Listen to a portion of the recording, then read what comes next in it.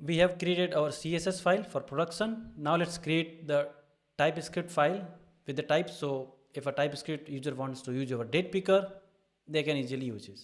So let's create a type file, black and white, date picker .d.ts, and I'll just add all the types here. We don't have to write every single code.